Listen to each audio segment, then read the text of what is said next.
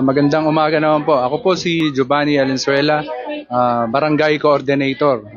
Dito po kami ngayon sa Bridgetown. Sir, ano po kasalukuyan nagaganap po dito sa Bridgetown? Kasalukuyan na nagkakaroon po tayo ng educational assistance po today.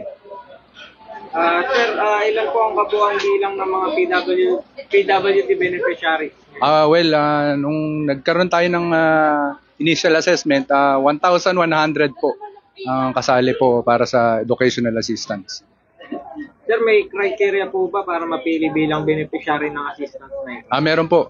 Una-una yung non-graded po ang mga beneficiary natin. Ibig sabihin po ng non-graded, hindi po siya nagkakaroon ng baitang-baitang sa school.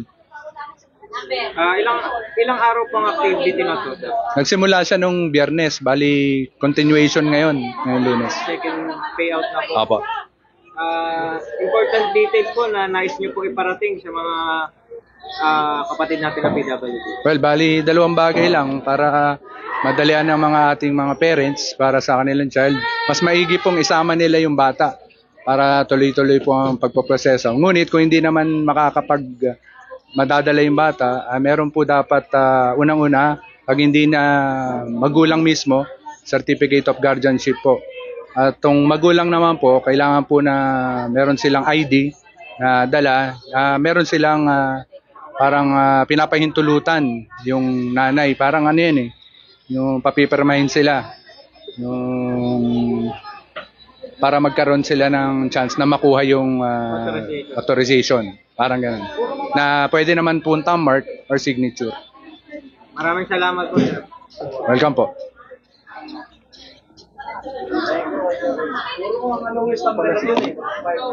Hindi na bumalik. Ano lang ba rin? Nainip pa. Taas yan, may magay pa. Ay, hindi pa. Ben po, ate, Ben po.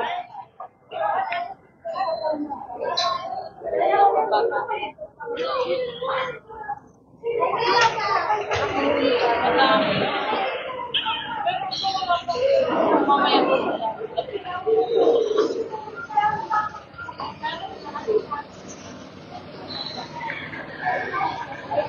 Tatlo po, tatlo.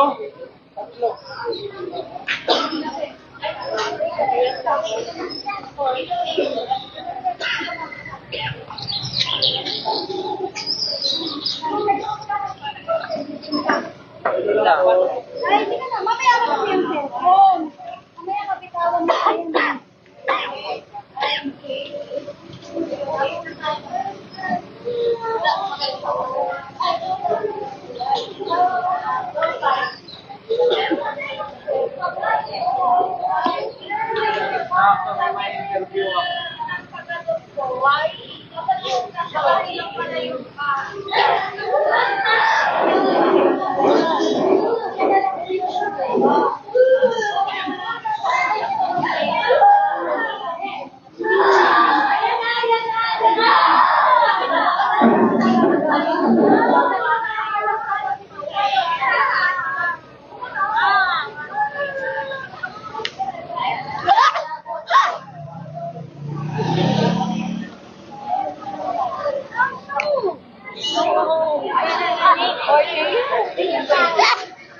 Hey, what are you doing?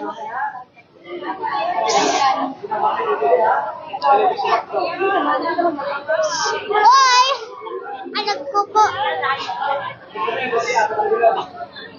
Hey, what are you doing?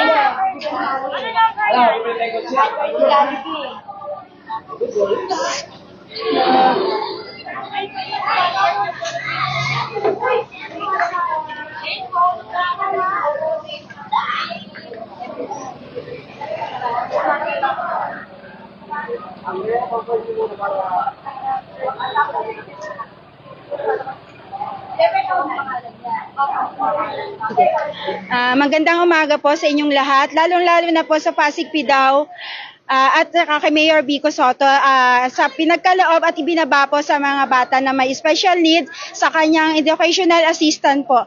Maraming salamat po at sa lahat po. Thank you. Ano po natanggap niyo, ma'am? At magkano? Ang natanggap ko po ay 5,000 para po ito sa educational assistant na nag-aaral sa SPED po. Paano po ito makakatulong sa inyo, ma'am, at sa mga kapatid natin na PWD? Ito po ay malaking bagay po na makakatulong sa kanila, sa mga special need nila, kung ano man po yung dapat na kailangan na ibili or ano man po yung pangangailangan ng bata. Halimbawa po ay isa na dun sa kung sa mga pang-therapy or what na food or mga kung anong mga bagay para sa kanila sa eskwelahan. Ano po ang naging proseso ng pagkuha ng assistance? Mabilis po ba? Sa akin pong experience, mabilis naman po dahil ito ay maaga naman po nilang ibinaba at inilagay naman po at inilatag naman ng Pasig PDAW po ang mga requirements po. Again po, ano po gusto niyo parating sa ating lokal na pamahalaan?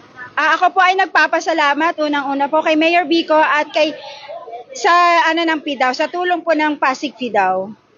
Lastly, ma'am, mensahe na lang po sa mga ibang members po ng PWD.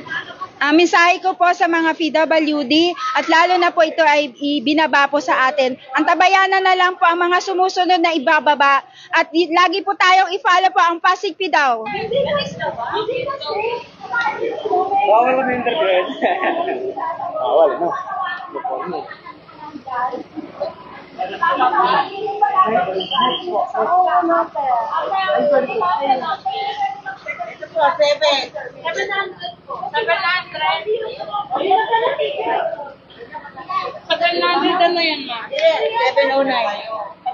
Thank you. Thank you, walang problema. Ang sana nga, sana yung anak ko.